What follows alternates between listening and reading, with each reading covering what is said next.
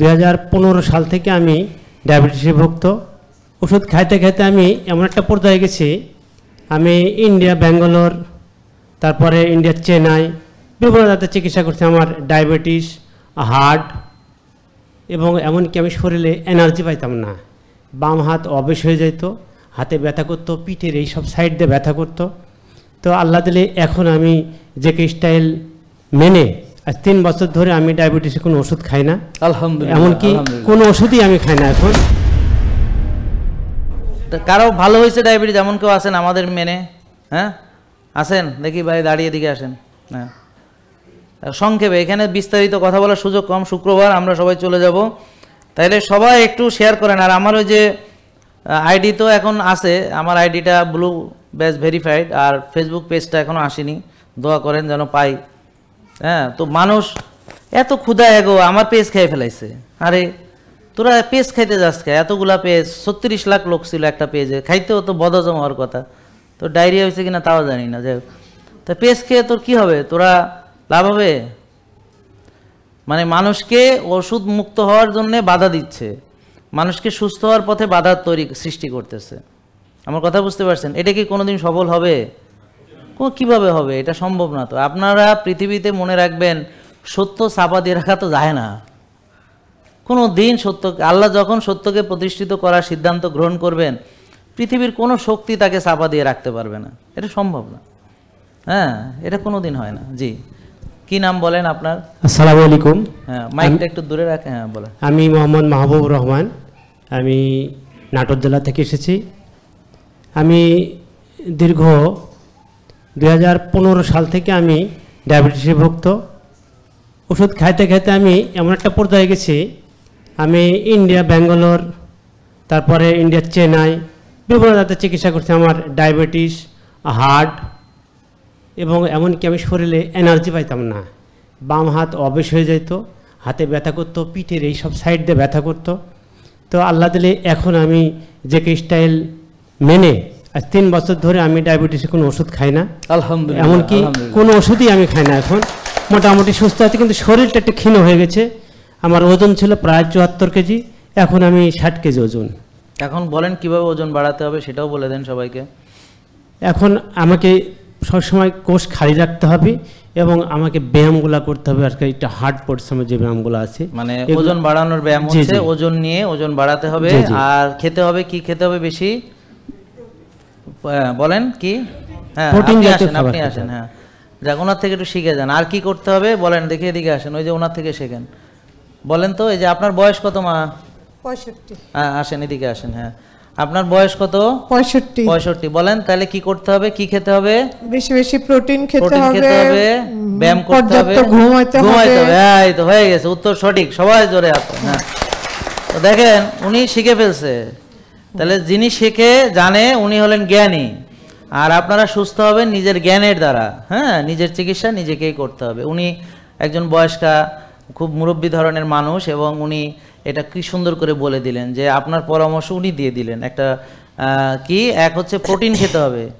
যেমন ওনার ওজন 60 কেজি, 90 গ্রাম minimum protein খাবে, 90 গ্রাম প্রতিদিন। তো 90 গ্রাম হলে একটা ডিমে 6 গ্রাম হলে 6টা ডিমে 36 গ্রাম প্রোটিন হবে।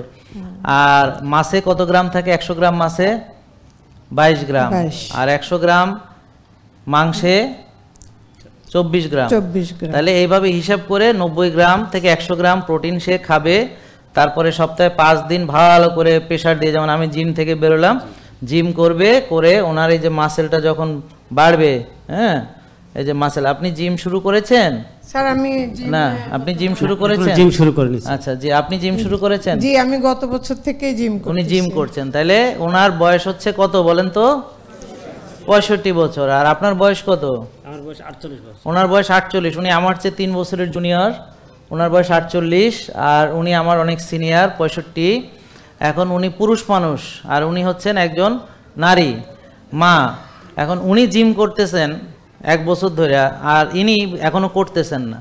এখন উনি জিম না করে দিন দিন ক্ষীণ হবেন নাকি মাসেল মাচু হবেন বলেন তো? হ্যাঁ শুকাবেন। তা এখন উনি শুকাচ্ছেন যে এটা ওনার চয়েস। কেন? কারণ উনি জিম ভর্তি হননি। আমার কথা বুঝতে পারছেন? উনি ওইভাবে প্রোটিন খাইতেছেন না, কিন্তু উনি আবার ক্ষীণ হয়ে যাচ্ছেন, এটাতে ওনার প্রবলেম হচ্ছে। কিন্তু উনি ক্ষীণ না হওয়ার জন্য যে প্র্যাকটিস মাসেল বিল্ডিং সেটা কিন্তু করতেছেন না, নাকি বোঝেন নাই মনে হয় আপনারা? তাহলে এখন আপনি বলেন যে আপনি যে ক্ষীণ হচ্ছেন এটা কি আপনার চয়েস, নাকি আপনি মাসেল বিল্ড করবেন? না, এটা আমার চয়েস না, আমি মাসল বিল্ড করবো আর কি। কিন্তু আপনি এতদিন শুরু করেননি কি কারণে বলতে পারবেন কিনা? এতদিন আমি বুঝতে পারিনি। আচ্ছা, তার মানে এই যে না বুঝলে একটা বিরাট বিপদ। জি জি। তো আজকে যারা প্রথম এসেছেন দেখি হাত তোলেন, কারা? আচ্ছা, তা তো বেশিরভাগই প্রথম আজকে এসেছেন। তা আজকে প্রথম দিনে কি শিখলেন? যে আপনার কিভাবে মাসেল বানাতে হয়, ওজন বাড়াতে হয়।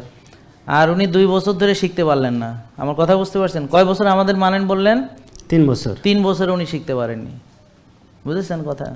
দেরি হয়ে গেল না শিখতে? তাই শিখতে আপনাদের যত দেরি হবে তত আপনি আরও ক্ষীণ হতে থাকবেন, ক্ষীণ থেকে ক্ষীণতর, এবং 50-এর নিচে গেলে কালবৈশাখী থেকে নাই উড়ে যাবেন। তো কালবৈশাখীর সময় আবার বাইরে বেরোনো যাবে না, এটা ঝামেলা আছে। তো এখন আপনারা যারা ওজন কমানোর সিদ্ধান্ত নিয়েছেন, মাশাআল্লাহ কমাতে থাকেন, কিন্তু থামবেন না, একেবারে কমাতে কমাতে হাড্ডি হয়ে কঙ্কাল হয়ে তারপর শেষ। আর মাসেল বিল্ডিং ওনার জন্য না, মাসেল বিল্ডিং করবে উনি, একজন 65 বছরের মহিলা, উনি মাসেল বিল্ডিং করবেন। আর এই ভাই যুবক, বলতে গেলে ওনার তুলনায় উনি করতে পারবেন না। আমি কি বোঝাতে পারতেছি? তো এই দেখেন যারা ভালো হয়েছে তাদের ভিতরে জ্ঞানের তারতম্য দেখেছেন। উনি কিন্তু উত্তর দিতে পেরেছেন, উনি জিমও করতেছেন, উনি প্রোটিনের কথা বললেন, উনি ঘুমের কথা বললেন, উনি জিমের কথা বললেন, কিন্তু উনি উত্তরও দিতে পারলেন না। তাহলে ওজন বাড়ানোর প্রোটোকল কি আমাদের নেই? আছে। কয় বছর ধরে আছে এটা? যে কদিন ধরে আমি এই পরামর্শ দিয়ে আসছি, প্রথম দিন থেকে আছে। আপনি গিয়ে আজকে দেখবেন ওই 19 সালের একটা ভিডিও আছে, আমি রাস্তার ভিতরে হাঁটতে হাঁটতে বলতেছি স্বাস্থ্যকর ওজন বাড়ানো, 19 সাল, আর এটা হলো 25 সাল, 6 বছর আগে বলেছি। তো এখন আপনি এই কম জ্ঞান নিয়ে চলতে আপনার ভালো লাগে কেন সেটা আমাকে বলেন। বিষয় হলো তো এটা আমি মাঝে মধ্যে করতাম, পরে জালালের সাথে যখন আমার নাটোরে জালালের সাথে যখন এটা দেখা হলো, এরপর আমি নিয়মিত ওই স্টাইলগুলো মানি, কিন্তু জিম করার সেই পর্যাপ্ত জায়গা বা ওই ইয়াগুলো তাহলে আপনাকে বুঝায় আপনি আসলে ভুল বুঝতেছেন। জিম মানে যে জিমে গিয়ে করতে হবে এমন নয়, ওজন নিয়ে করলেই হলো। ইট হতে পারে, পাথর হতে পারে, বালুর বস্তা হতে পারে, হ্যাঁ মাসেল বানাতে হবে। মাসেল না বানালে অসুবিধা। আমি কি বোঝাতে পেরেছি? তো যাক, আপনার জন্য এটা হচ্ছে পুরস্কার। থ্যাংক ইউ আপনাকে উৎসাহ দেওয়ার জন্য। জোরে সবাই মিলে আমরা অনেক ধন্যবাদ। মা আসেন। জেকে লাইফস্টাইল, ওষুধ মুক্ত সুস্থ জীবন।